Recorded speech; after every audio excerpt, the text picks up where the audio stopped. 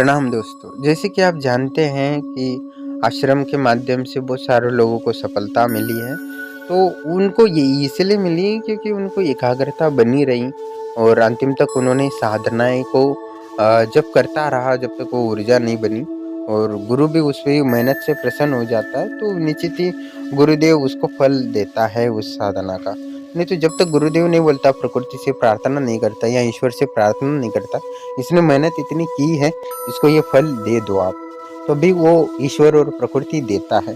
आपने बहुत बार भगवत गीता सुनी या पढ़ी होगी, तो उसमें एक श्लोक है कि आप पिशाचिनी करो या 10 महाविद्या करो या देवी देवताओं की साधना करो, फल तो मैं ही देने वाला हूँ, बाकी कोई नहीं देता। जो फल देता है वो मैं ही देता हूँ, यानी ईश्वर देता है। तो ये कहने का तात्पर्य ये है कि आप प्रेतनी करो, पिशाचिनी करो या 10 महाविद्या करो या ब्रह्म तत्व की साधना करो, जब तक आप उसमें तन, मन, धन और अपना जान नहीं डालोगे ना, तब तक वो कोई सिद्ध नहीं होने वाला। आप बहुत सारे लोग आज मैंने पिछले हफ्ते डाकिनी डाली, तो कुछ लोगों ने डाकनी शुरू कर दी क्योंकि निःशुल्क दिया था, तो फिर वो छोड़ दी। जब मैंने महेंद्र डाला तो महेंद्र करने लगे, और फिर अभी दूसरा डाला तो वो करने लग रहे हैं। तो ये क्या कर रहे हैं पता नहीं, इनको वास्तव में करना क्या है? ये जो निःशुल्क वाले साधना का है, तो ऐसे बदलते रहते और इनको एक व्यक्ति को भी सफलता नहीं मिलने वाली जो निःशुल्क कर रहे हैं, बिल्कुल नहीं होगा और ना होने वाला है, गारंटी देता हूँ क्योंकि मैंने पहले ही अनुभव कर चुका हूँ। और जो वास्तव में एक व्यक्ति साधक होता है, जो सच में असफलता प्राप्त करना चाहता है, वो इस तरह करेगा। यानी सच में उसको सिद्धि करनी, तो वो एक ही सिद्धि करेगा, गुरु उसके पास जाएगा, गुरुदेव मुझे ये सिद्धि प्रदान करना चाहता है, मैं अपने लिए और समाज के लिए सहयोग के लिए ये प्राप्त करना चाहता हूँ, मैं आपसे विनती करता हूँ ये मुझे सहायता करें। अपना गुरु दक्षिणा जो जितना मांगता है उतना देता है और उसके पास गुरु भी उससे फिर पैसे नहीं मांगता, ना बार-बार पैसे माँगता है।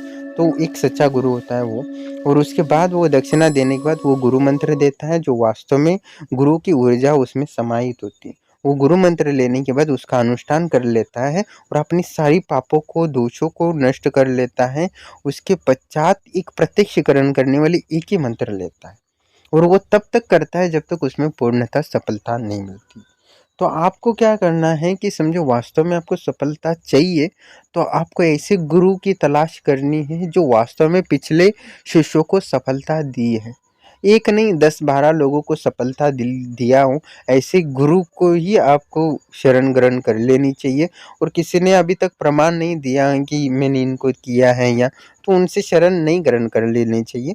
और कम से कम 6 महीने का तो गुरु को देना होता है या तो 1 साल का देना होता है। सो उसमें आपको लाभ नहीं होता तो उस गुरु को त्यागने का विधान शास्त्रों में है और ये सही भी है। आपको गुरु से समझो लाभ नहीं हो रहा, तो तब तो आपको छोड़ देना चाहिए उस गुरु को, क्योंकि आत्मा का जीवन बहुत ही कई जन्मों तक या 84 लाख योनि से भटकने के बाद मनुष्य जन्म मिलता है। और व्यर्थ के गुरुओं के आप शरण ग्रहण करेंगे, निश्चित ही आपकी आत्मा का हानि होगी और इसमें कोई संशय नहीं। पर आपको जब तक 1 साल या 6 महीने दे रहे हो, तो पहले आपको निर्णय लेना है कि मैं इस गुरु के पास जा रहा हूँ, इस गुरु के मैं पूर्णतः शरणागत हूँ। इसमें लाभ होगा या हानि होगा मैं नहीं सोचूँगा, इनका मैं शरण ग्रहण करूँगा और 6 महीने इनके लिए दूँगा या 1 साल दूँगा। ऐसा संकल्प लेके ही उनके गुरु के चरणों में जाना है और वो जो बोलते हैं वो ना अंधभक्ति की तरफ फॉलो करना है। और इसमें समझो सारा लौट भी जाता है तो आपका भाग्य, तो समझ लेना भाग्य बहुत खराब है आपका। इसके लिए आपको गुरु गायत्री मंत्र की साधना होती है, वो कर लेना चाहिए आपको।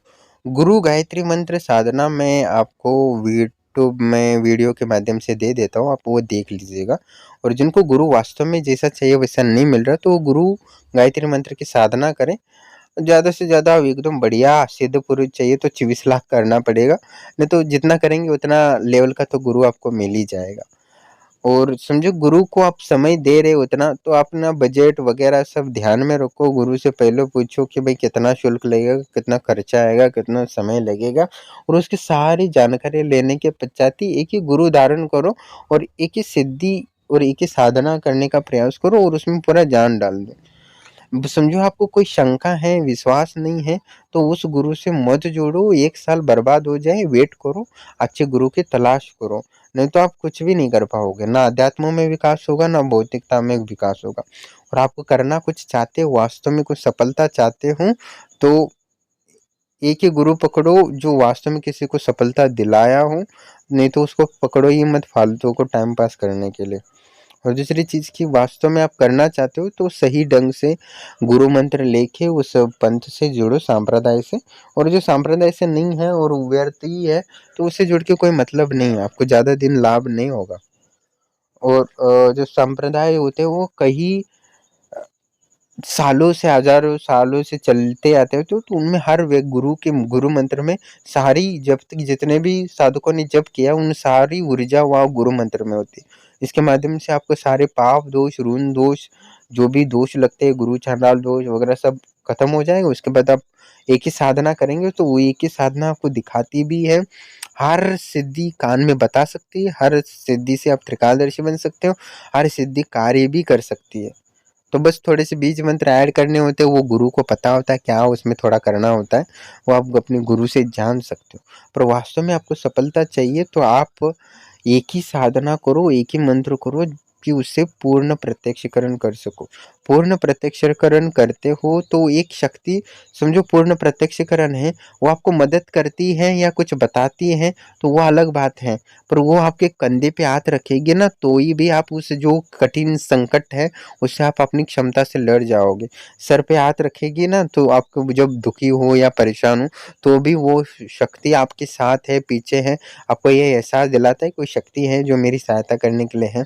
तो वो सिर्फ उसका हाथ रखने से ही आपको इतना ताकत आ जाती है, आपकी आत्मबल बढ़ जाता है, तो वो बड़े-बड़े संकट या ये हो, कार्य हो, यूँ ही आप पूर्ण कर दोगे। और जो पूर्ण प्रत्यक्षीकरण वाली सिद्धि होती है, वो आपको मदद करने लगे, आपको गाइडेंस करने लगे, तो आपकी वो बात ही कुछ और होती है। आप समाज में चमकने लगते हो, आप बहुत ही दिव्य ज्ञान की ओर बढ़ सकते हो। समझो आपको भौतिक विकास करना है, तो उसमें आप 4 चाँद लगा दो, आध्यात्मिक जाना है तो बहुत गहराई तक जाओगे आराम से। जो बड़े-बड़े योगी होते हैं वो प्राप्त नहीं कर पाते, वो शक्ति के माध्यम से यूँ ही प्राप्त कर लोगे। अनेक क्षेत्र में आप पकड़ बना लोगे आप। तो जैसे पूर्ण प्रत्यक्षीकरण करते हैं, इसमें बहुत लाभ होता है और इससे हर परिस्थिति से लड़ने की ताकत होती है। ये नहीं कहता हूँ कि आपका समझो एक्सीडेंट होने वाला तो उससे बच जाओगे। एक्सीडेंट होगा पर आपको उतना नहीं लगेगा, आपके संकट नहीं आएगी जीवन में, संकट आएँगे पर उसमें लड़ने की क्षमता आप में आ जाएगी पूर्ण प्रत्यक्षीकरण। तो आप वो सब व्यर्थ का कचरा त्याग दो, अपने दिमाग को खाली करो और एक ही गुरु पकड़ो जो सफलता दिले चुके हो पिछले साधकों को, और उसी को पकड़ के एक पूर्ण प्रत्यक्षीकरण की संकल्पना लो और वो एक ही साधना करो। या तो आप बड़ी मेहनत करना चाहते हो, बड़ा कुछ करना चाहते हो तो 10वां विद्या करो, कम करना चाहते हो यक्षिणी अप्सरा, एक ही साधना पर करो, वो इतना कुछ देगी आपको कि जीवन परिवर्तन कर देगी। आजकल बहुत सारे लोग इससे जुड़ते हैं, 6 महीने उससे जुड़ते हैं, उससे जुड़ते हैं, वो करता है, वो करता है, इससे कुछ नहीं होने वाला, ना कुछ आगे हो सकता है। तो यही आदत लगती है और समय और बर्बाद होता है। मैंने आपको कहा था कि एक साधक था, जब मैंने प्रथमतः घर छोड़ के गया था हिमालय में, तो बहुत सारे साधुओं से मैं चर्चा करता था कि क्या होता है, एक साधना क्या होती है और कहाँ जाना है? क्योंकि मैं खुद कन्फ्यूज़ था कि मुझे क्या करना है, क्या नहीं करना। तो मैंने बहुत सारे साधकों से मिला, तो एक साधक था जो 60 साल का था, वो बहुत अच्छा दाढ़ी-बीड़ी था इसका लंबे, ऐसे बैठा था एकदम गंभीर, तो मुझे लगा ज्ञानी होगा बहुत। तो मैंने उसके पास गया, तो मैंने पूछा कि ये आत्मा क्या होता है, योग बल क्या होता है, ये प्राण बल क्या होता है, ये तपोबल क्या होता है, इसको कैसे प्राप्त किया जा सकता है, ये मंत्र बल क्या होता है, ये तंत्र बल को कैसे प्राप्त करें? तो मैंने सिर्फ़ यही सवाल उससे पूछे तो वो रोने लगा। मैं अजीब हो गया, भई तुमने क्या बोला? मैंने बोला तपोबल, योग बल, प्राण बल, ये किसने बताया तुम्हें? मैंने बोला कि हमारे शास्त्रों तो यही लिखा है। और तपोबल क्या, शास्त्रों में क्या, टीवी चैनल भी मैं देखता था तो लोग तपोबल प्राप्त करते थे मनोकामना के लिए और मंत्र जप करते हुए देखा था, इसलिए मुझे लगा मंत्र बल है, योग बल है, योग शक्ति बोलते थे। हाँ, पर ये बातें समझ में कैसे आई तुम्हें? तो मैंने बोला कि यही तो प्राप्त करना होता है अध्यात्म में, और क्या होता है? आत्मबल की प्राप्ति करनी होती है। योग बल से तात्पर्य है कि उसका फल यो आत्मबल में होता है। तो इतना पूछा तो वो रोने लगा, रोने लगा। तो मैंने बोला कि आप रो क्यों रहे हो? वो बोला कि बात मत करना किसी से, तुम बहुत आगे जा सकते हो, किसी से चर्चा मत करना अध्यात्म, बस मेहनत करना। फिर पूछा, मुझे आप कुछ सलाह दो। तो वो उठा और जंगल की ओर भागने लगा। मैंने बोला, मैं उसके पीछे भागा तो वो बोला, बात नहीं करनी है मुझे, बात नहीं करनी है। बस रोने लगा, रोने लगा। तो मैंने बोला पूछ, मैं उसके पीछे भागा, वो और दौड़ा, वो भी और दौड़ने लगा। मुझे समझ में नहीं आया क्या। तो मैंने फिर उसको समझने की कोशिश की। मैं उसके फिर भाग उसके आगे गया, वो भागता गया। वो बोला, मेरे 60 साल हुए, मैंने सिर्फ बातें ही की है, और मैं अभी एक शब्द बात नहीं करना चाहता, मैं अभी बस अपनी साधना में लगना चाहता हूँ। तो उसने 60 साल तक सिर्फ बातें ही करता रहा, ये प्राणायाम के बारे में, ध्यान के बारे में, समाधि के बारे में, और वो एक गुरु से दूसरे गुरु और जाता रहा। और अभी ऐसा आया कि वो रोने लगा, और एक बात करने की भी इच्छा इसकी नहीं, क्योंकि मन में इतनी पश्चाताप तो हो रही थी कि यूं ही चले गए इतने साल। ना एक प्रेत का भी अनुभव कर पाया उसने, ना एक शक्ति का भी उसने स्पर्श का महसूस ना किया, ना देख पाया, ना उसका ये किया। त्रिकालदर्शी बनने की तो बात ही अलग है। क्योंकि उसका यही था कि बहुत सारे गुरु तो मिले, पर वो कभी भी एक गुरु के माध्यम से उसको प्राप्त नहीं कर पाया, ग्रहण नहीं कर पाया, तो इसलिए वो अभी मन व्याकुल हुआ। और मैं उससे बात भी की तो भी वो बात करने का एक शब्द, क्योंकि अभी व्यर्थ था, अभी शरीर नहीं साथ दे रहा था। तो वो अभी जितना भी मिला है उतना एक एक सेकंड अपनी साधना में लगाना चाहता था, और वो अपना परछाई भी देखने के लिए अपनी वास्तविकता देखना भी नहीं चाहता था। तो मुझे इस व्यक्ति को अभी भी याद करता हूँ, तो मुझे एहसास हुआ कि ये रास्ता इतना आसान नहीं है, और मैं तभी उसी दिन से बात करना छोड़ दिया, और बहुत सारे लोगों से मिलना भी बंद कर दिया। और जो मिलना है स्वतः ही ईश्वर ला के दे देगा, जो सही आदमी होगा। बस यही मान के मैं साधना ही करता रहा, और मैं अनुभव किया हूँ कि जो ज्ञान मुझे चाहिए था वो स्वतः ही लोग आए मेरे पास, और उन्होंने स्वतः मुझे ज्ञान दे के चले भी गए। यानी मैं भटक नहीं पाया कहीं, खुद लोग आए और मुझे ज्ञान देके चले गए।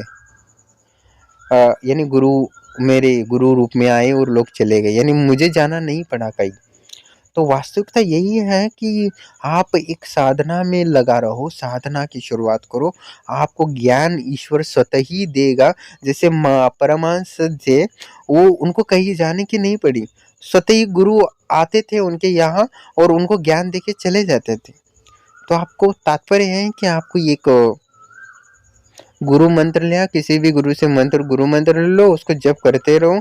आपको ज्ञान देने वाले स्वतः ही ईश्वर से प्रार्थना करो कि मुझे ये तंत्र में महारत हासिल करना है, मुझे पूर्ण प्रत्यक्षकरण करना है, मुझे त्रिकालदर्शी बनना है, या कुछ बनना है। जैसे मैं एक वीडियो डालने वाला गुरु मंत्र, गुरु गायत्री मंत्र, वो आप साधना करो, तो आपको जो जैसा चाहिए गुरु वैसा मिलेगा। कपाली या अघोरी, कौलाचार्य, या आपको योगी, या आत्मानंद प्राप्त हुए साधक, तो या ऑलराउंडर होता है, कुछ आत्मानंद भी मिलता है, या त्रिकालदर्शी भी बना सकता है, या उसको पूर्ण प्रत्यक्षकरण भी दे सकता है, आत्म तत्व को अनुभव भी कर चुका है, शक्तियों को पूर्ण प्रत्यक्षकरण कर चुका है, इतर योनि का भी कर चुका है, 10वां का। तो ऐसा ऑलराउंडर गुरु चाहिए वो भी मिल सकता है। पर ईश्वर से मांगो ना, वो सब कुछ देने वाले। आप यूं ये भटकते रहोगे तो कुछ नहीं मिलने वाला, आपका जीवन व्यर्थ करोगे। क्योंकि वो जो साधक था जो रो रहा था, उसको देख के मैं समझ गया कि बातें व्यर्थ करना नहीं है, लगना है तो मेहनत करो, देने वाला ईश्वर है, और वो देता है, चप्पल फाड़ के देता है, और देना ही है। हट रखो जीवन में, हट ही नहीं है आप में संकल्प ही नहीं है, तो कहाँ से कुछ होगा। साहस ही नहीं है, पराक्रम करने की ताकत नहीं है, कष्टों को सहन करने की ताकत नहीं, तो कुछ नहीं होगा, घंटा कुछ नहीं होगा, मैं लिख के दे रहा हूँ। क्योंकि जब तक आप एक सिद्धि को, एक मंत्र को पकड़ के, जब तक वो मुसीबत आएंगे, पर आप ये नहीं कहोगे कि मुसीबत में ईश्वर ने साथ नहीं दिया है, जो मंत्र कर रहा हूँ वो छोड़ दो, एक दिन देगा, एक दिन देगा। ऐसा आप करोगे तो एक दिन ऐसा देगा कि आपने जितना सोचा नहीं होगा उसका कहीं जाता। तो मैंने तात्पर्य है कि एक सदो तो सब सज जाएंगे, एक पहले सिद्ध करो, पूर्ण प्रत्यक्षीकरण ओ बढ़ो। क्योंकि एक प्रत्यक्षीकरण करने लगोगे उसमें आपको एक ही सिद्धि आपको सब कुछ दे सकते हैं, आपकी मनोकामनाएं पूर्ण कर सकते हैं, आपकी बीमारियां दूर कर सकते हैं, आपको धन भी दे सकता है, आपको त्रिकालदर्शी बना सकता है, आपको सारे कार्य भी कर सकता है, आपकी सारे शत्रु से रक्षा भी कर सकता है, और शत्रु को नष्ट भी कर सकता है, और आपको आत्मज्ञान भी दे सकता है, और एक ही सिद्धि आपको अष्ट सिद्धियां भी दे सकती है। क्योंकि देने वाला उसका पीछे सिर्फ एक ही है, ईश्वर। मैंने कहा है आपको कि भगवत गीता में एक वाक्य आता है, कृष्ण कहता है कि ईश्वर अर्जुन को बताते हैं कि कोई पिशाच को पूजे या पेड़ को पूजे या कोई देवी देवता को पूजे या 10 महाविद्या ईश्वर को पूजे, पर देने वाला फल तो मैं ही हूँ ना, प्रकृति और ईश्वर ही है। आप जॉब करो या बिजनेस करो या धन तो देने वाला प्रकृति और ईश्वर ही है। आपको चाहता है कि जन्म में आपको धन नहीं देना है, वो प्रकृति आपको देगा नहीं। बड़े बड़े डिग्री वाले बड़े बड़े डॉक्टर होते हैं ना, उनका भी धंधा नहीं चलता, कभी कभी डॉक्टर बन गए फिर भी उनको पैसा नहीं मिलता, क्योंकि प्रकृति चाहती नहीं उनको पैसा देना। तो क्या करेंगे वो, कुछ नहीं। डॉक्टर बड़े बड़े डिग्री भी फेल हो जाते हैं, उनको हॉस्पिटल चलता ही नहीं है, लॉस में ही जाता है, कुछ भी कर लेते हैं। इंजीनियर बन जाते हैं, बड़े बड़े डिग्री है, फिर भी उनके जीवन में कुछ नहीं होता। और छोटा वाला जो इंजीनियर होता है वो बड़ा ही काम लेता है, बड़ा पैसा आ जाता है उसके पास। तो बहुत सारी बातें हैं जीवन को समझने के लिए। तो उसका तात्पर्य है कि आप साधनारत हो, साधना ही। शिव ने भी हमेशा कहा है कि साधनारत रहो, गौतम बुद्ध ने भी कहा है साधनारत रहो, महावीरों ने भी कहा है साधनारत रहो। जो जो कहा है सभी ने कहा है कि साधना ही करते रहो, बाकी व्यर्थ है साधना। साधना के लिए करो, वरना कि सिद्धि के लिए करो। उस सिद्धि के लिए जो साधना करता है वो कभी सफल नहीं होता, और ना अभी तक हुआ है। तो मैंने भी उस रोते हुए साधक से यही समझा, मौन रहूं और साधनारत रहूं। एक दिन ईश्वर है जो देने वाला देता ही रहता है। तो आप निष्काम होके। और एक यक्षिणी थी, मैंने जब पूछा था उससे कि साधना में सफलता का रहस्य क्या है, तो उन्होंने एक ही शब्द बोला था कि असफलता सफलता, इसको त्याग दो और एकाग्र चित्र से तन मन बुद्धि सब कुछ एक साधना को सिद्ध करने की कोशिश करो, तो ही आपको सफलता मिलेगी, अन्यथा कोई सफलता नहीं मिलेगी। जो असफलता और सफलता के बारे में सोचता है, चिंता करता रहता है, उसको कभी कुछ नहीं मिलता, ना मिलेगा। तो लोगों को इधर साधना, वो साधना, ये साधना, सात्विक साधना, अघोर साधना, कपाल साधना, कौलाचार साधना, ये सब बकवास है, मैं मानता हूँ। एक ही साधना करो जो शमशान में कर सकते हो, और एक ही साधना घर में बैठ के भी कर सकते हो, एक ही साधना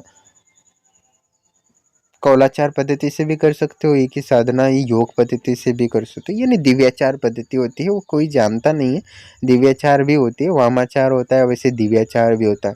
तो मैं जो करा था वो दिव्याचार पद्धति से है, जो अभी तक कोई नहीं करा था। लोगों को सफलता होने का कारण दिव्याचार पद्धति है, जो मेरे गुरुदेव ने बताया था, हिमालय में प्राप्त थे वो। कहने का तात्पर्य ये था कि जैसे एक शिष्य गुरु की तलाश करता रहता है, वैसे एक गुरु भी होता है, वो भी एक शिष्य की तलाश करता रहता है।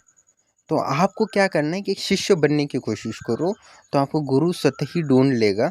समझो, अपनी अपने शिष्य तत्व को जाना है, शिष्य तत्व का विकास किया है, तो गुरु स्वतः ही आपको मिलेगा। इसमें कोई संशय नहीं है, क्योंकि यह अनुभव प्रमाणित मैं बोल रहा हूँ, सच्ची बोल रहा हूँ। क्योंकि बहुत सारे लोग थे जो प्राण विद्या के बारे में मुझे जानते थे, वो अपने प्राण बल से सूक्ष्म शरीर से बाहर आते थे, और वो विचरण करते थे, ऐसे साधक थे हिमालय में। तो उनको मैंने देखा, तो वो मुझसे मिले और मुझे विद्या दे के चले गए। वो एक जानकारी दी थी, उसका अनुभव बताया, रहस्य बताया। तो उन्होंने बताया कि आप मुझे, मैंने आपको कुछ भी नहीं दिया ना, फिर भी आप मुझे बता रहे। तो वो बोले कि तुम्हारा मन सच्चा है और मुझे देना है, क्योंकि मैं नहीं दूंगा तो मैं अपना गुरु का ऋणी होऊंगा, ये आगे तो देना ही है किसी किसी को। तो ऐसा होता है, हर व्यक्ति गुरु होता है, जानकारी हो तो अपने पास नहीं रखता, एक सही व्यक्ति को देना चाहता है। आप सही बनो। एक तांत्रिक था, अघोरी कौलाचार का एक विशेष था, उसने ऐसे ऐसे गुप्त रहस्य बताए, जो आध्यात्मिक ऊर्जा की जो साधनाएं होती है, जो 10 साल लगते हैं या 3-4 साल लगते हैं, वो 3 महीने में कैसे पूरा कर सकता है। और उन्हीं का ज्ञान मुझे अभी लाभ हो रहा है, मैं इतने त्रिकालदर्शी बना पा रहा हूँ, तो वो वही गुरु हैं। और उनको मैं कुछ भी नहीं दे पाया, पर उन्होंने मुझे ज्ञान दे के चले गए। उसके बाद ये योगी आए, उन्होंने रोज से बताए, ध्यान की क्रियाएं बताई, और वो भी चले गए। मैं अजीब रहता हूँ कि इतने सारे गुरु मेरे पास आए, उन्होंने ज्ञान दिया और चले गए, और उनको अभी तक मैं कुछ नहीं दे पाया। मुझे जो आनंद की सिद्धि है वो भी दी गुरुओं ने, पर उनके लिए मैं कुछ भी नहीं कर पाया। ये मुझे अभी भी दुख होता है कि इतने सारे गुरुओं ने मुझे ज्ञान दिया है और उनके लिए मैंने कुछ भी नहीं दिया, क्योंकि तब मेरे पास नहीं था। मैं ₹1 भी नहीं था, क्योंकि मैं खुद भिक्षा माँगकर, भीख माँग के खाता था। पर उन्होंने जो ज्ञान के रहस्य बताए, पंचतत्वों के रहस्य बताए या इतना कुछ बताया, वो ये है यानी कभी इमेजिन नहीं करता मैं। अभी समझो कि मैं घर नहीं छोड़ा होता और घर बैठे ही यूट्यूब पे सर्च करता, गुरु ढूँढता रहता, तो मैं तो अभी करोड़ों रुपए बर्बाद होते, फिर भी वो ज्ञान नहीं मिलता। हाँ, घर छोड़ा इसका अलग ही लाभ है कि अलग-अलग गुरु मिले और निसंकोच उस जो रोते हुए आदमी था उसको याद करता हूँ, तो मुझे शुक्रिया है। उन्होंने जीवन अनुभव है उनका मुझे काम आया, यानी 60 साल उन्होंने बर्बाद किए, पर 60 सालों का अनुभव उन्होंने मुझे वो रोते हुए आँसू में दिखे। और कहने का तात्पर्य है कि साधनारत रहो, साधनारत रहो।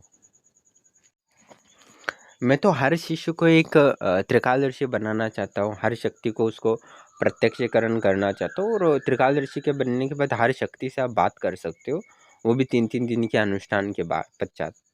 तो इसमें कोई संशय नहीं है, यानी एक सद कर लेता है, यानी कोई साधक है जो एक साधना कर लेता है, मैं मंत्र देता हूँ और वो 1 अनुष्ठान, 2 अनुष्ठान, 3 अनुष्ठान कर लेता है और मैं त्रिकालदर्शी उसको बना देता हूँ। उसके पश्चात वो 3-3 दिन के अनुष्ठान कर लेता है और शक्ति के अंश लेता है, तो उनसे संपर्क कर सकता है वो अज्ञात चक्र के माध्यम से, और ये संभव है और ये कर सकता है, और वो 3-3 दिन में हर सिद्धि मिल जाएगी उसको। तो एक पहले सद करो, बाद में तो सारा कुछ मिलेगा, एक सदोगे तो सब सिद्धियाँ मिल जाएँगी। तो पहले एक साधना इतनी करो कि त्रिकालदर्शी तो बन जाओ, उसके बजाय 3-3 दिन के अनुष्ठान करो, उसके बाद देखो चमत्कार, जीवन कैसा परिवर्तन होता है। पर आज तक ऐसा एक भी नहीं हुआ, 1.5 साल हुआ है मैं साधना के बारे में बता रहा हूँ। क्योंकि लोगों में लालच इतना भर पड़ा है कि गुरु को धोखा देना परम लक्ष्य हो गया है उसका। अभी तक जितने देखे त्रिकालदर्शी बन गए, बस देखा, अच्छा गुरु को क्या है, गुरु के पास क्या-क्या है, अच्छा गुरु क्या सोचता है मेरे बारे में, गुरु क्या, शक्ति से ये पूछते, तो शक्तियाँ मुझे बताती है भई ये ऐसा-ऐसा सोच रहा है, ऐसा-ऐसा सोच रहा है। तो मैं भी ज़्यादा चमत्कार किसी को दिखाता नहीं हूँ, तो मुझे तो बेवकूफ़ बना के रखता हूँ। मैं खुद बेवकूफ़ जैसे पूछता हूँ, आप देखते होंगे त्रिकालदर्शियों से मैं पूछता रहता हूँ, अच्छा ऐसा होने से क्या होता है? ऐसा होने से क्या होता है? ये मैं ना पूछूँ ना, वो त्रिकालदर्शी कभी नहीं बन पाएँगे, ना उनको वो क्षमता आएँगी, ना वो प्रकृति को समझने की ज़रूरत है। तो बहुत सारे त्रिकालदर्शी ऐसे थे कि गुरु को घंटा कुछ आता है, सारा कुछ मुझसे ही पूछ रहे हैं, ऐसे सोचते हैं, आपको पता है?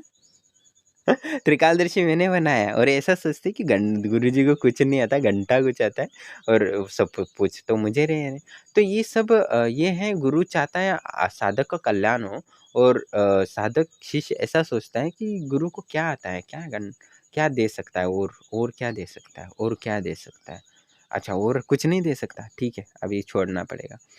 तो वो चला जाता है अंदर, तो उसके बाद जो वास्तविक गुरु का आधार होता है, ऊर्जा होती है, वो दूर डिस्कनेक्ट हो जाती है, और उसके माध्यम से संरक्षण भी प्रदान हो जाता है, जो होता है गुरु का माध्यम से वो भी नष्ट हो जाता है, उसके बाद फिर से वो मुसीबतें आने लगती है। तो ये सब मैंने देखा है और इतने सालों में, और कहने का तात्पर्य है कि एक साधना करो बहुत ही बढ़िया, पूर्ण प्रत्यक्षीकरण और पूरा ध्यान डाल दो, और आध्यात्मिक और भौतिक दोनों सफलता मिल सकता है, पैसा भी मिल जाएगा। पर ये मानना नहीं कि सट्टा मंत्र ले लो या सट्टा ले लो, लॉटरी लो इसका, ये गलत कार्य है, और इसमें ना आपका भला होगा ना, क्योंकि आपने सट्टे में आज इस जन्म में कमा ले 1 करोड़, 2 करोड़, 4 करोड़, 5 करोड़, अगले जन्म में वो सारा आपको देना पड़ेगा, पत्थर तोड़ने पड़ेंगे। ऐसे बेवकूफ़ी वाले काम मत करो, पत्थर तोड़ने वाले। उसके बाद भी आपको पत्थर क्या, मोबाइल भी नहीं मिलेगा ट्रेडिंग करने के लिए।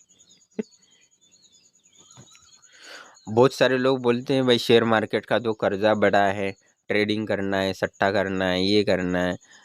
बेवकूफ़ वाले हो क्या, ऑलरेडी कर्जे में, प्रकृति आपको ऑलरेडी देना है, प्रकृति यानी प्रकृति क्या, हर व्यक्ति में ईश्वर और प्रकृति है, और हर व्यक्ति का आपको कर्जा चढ़ा है, तो इसका मतलब है आप ऋणी हो, पिछले जन्म में भी आपने धन का लालच किया है, इस वजह से धन की हानि हुई है, और इस जन्म में आपको कर्जे में चढ़े हो। तो आप प्रकृति को और देने की संयम रखो, अपने आप को कष्ट सहन करने की क्षमता उत्पन्न करो, नहीं तो अगले जन्म में ऐसी जन्म मिलेगा ना कि खाने के भी वांदे हो जाएंगे। आज अभी जो थोड़ा एसी में पंखे के नीचे तो बैठ पा रहे हो, उतना भी नहीं मिलेगा, पत्थर तोड़ने पड़ेंगे, उससे भी बदतर से बदतर जिंदगी हो जाएगी। देखते नहीं क्या समाज में, रोड पे चलते हो देखते ना, 2 का टाइम का खाना भी नहीं मिलता किसी को। दो समझो कि व्यक्ति 100 रुपये भी महीना कमाएगा ना, तो भी वो अच्छा खाना खा सकता है, घर पे बना के, फिर भी वो इतनी गंदी हालत पे हो जाता है, उसके हाथ-पैर हैं, आँखें हैं, फिर भी वो काम नहीं कर पाता और ना काम मिलता है उसको और उसके पश्चात वो खाने के वांदे हो जाते हैं, गंदी चीज़ों में रहना पड़ता है, कपड़े भी नहीं मिलते। ₹100 कमा लेता है दिन में तो भी वो इतना बड़ा हो सकता है, समझो वो भी अच्छे से कपड़े पहन सकता है और अच्छे से खा भी सकता है और हमारे इंडिया ऐसे लोग हैं ना खाने के लिए भी दे सकते हैं, ऐसा नहीं है बुरी हालत हो जाती है। तो व्यक्ति बुरी स्थिति में से अ, अच्छी स्थिति में यूँ ही आ सकता है, इसमें कोई संशय नहीं है। हमारे ये इतने आश्रम हैं कि वह सिर्फ़ सेवा करने से पूरा जीवन भर आपको सँभाल सकते हैं, ऐसे आश्रम हैं। फिर भी वहाँ तक नहीं पहुँच पाता, ना यही हो जाता है, उसको वो सुख क्यों नहीं मिलता? तो ये कहने का तात्पर्य है कि दिल्ली में तो बहुत सारे भिखारी ऐसे पड़े रहते हैं रेलवे स्टेशन पे, समझो वहाँ से 100 किलोमीटर, दो 200 400 किलोमीटर हरिद्वार चले जाते हैं, वहाँ तो स्वर्ग बन जाता है। हर साधु को लंगर लगे होते हैं, ये होता है। मैं सोचता हूँ कभी-कभी इतने सारे भिखारी होते हैं, वहाँ तो भिखारियाँ भी स्वर्ग जैसे जीवन जीते हैं हरिद्वार में। क्योंकि हर जगह, हर दिन गरम-गरम खाना किसी को मिलता है, वो लंगर वगैरह सब चलता रहता है ना, वहाँ तो। तो कहने का तात्पर्य है कि अ यानी एक कुत्ता भी होता है और एक दूसरा कुत्ता होता है जो एसी में, पंखे में एकदम चिकन-विकन खाता रहता है और एक ऐसा कुत्ता होता है जो गली-गली में एक रोटी तक मिलती नहीं है। तो ऐसी अवस्था कब होती है? वो कर्मों के कारण होती है।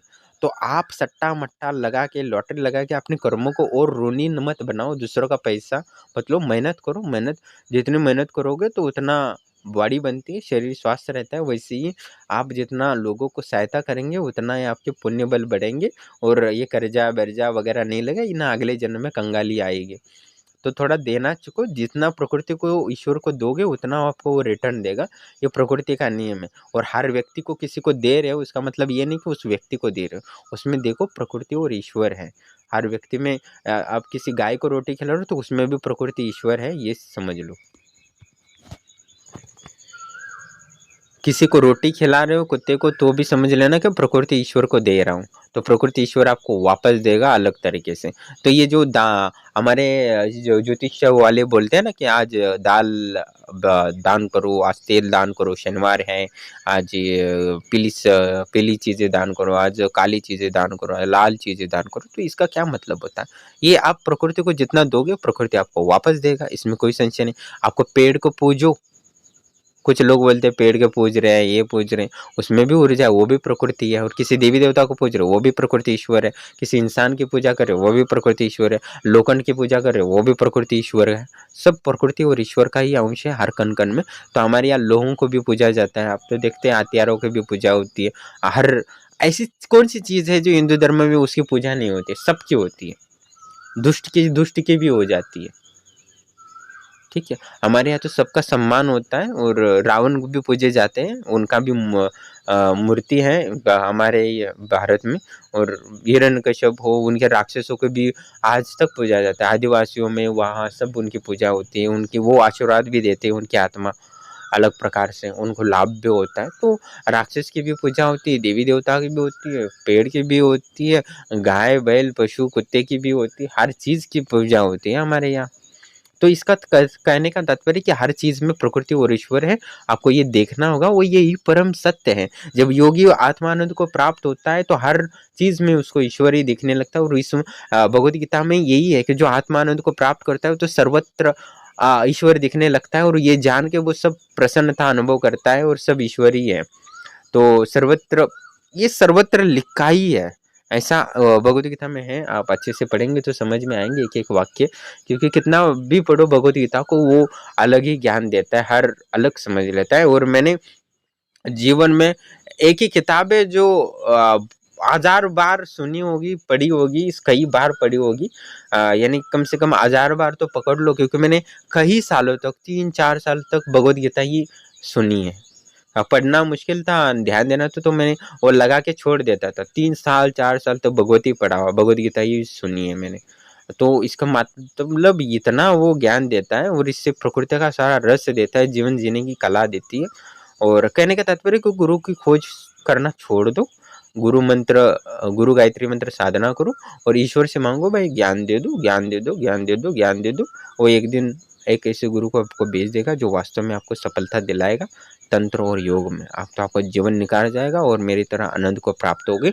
गुरु को ढूँढना व्यर्थ है, क्योंकि गुरु भी आपको ढूँढ रहा है। तो आपको बस शिष्यत्व की विकास की ज़रूरत है, नहीं तो कुछ नहीं होगा। कितना भी पैसा दे दो कोई मतलब नहीं है। शिष्य तत्व का विकास करो, शिष्य तत्व का विकास करो, शिष्यत्व का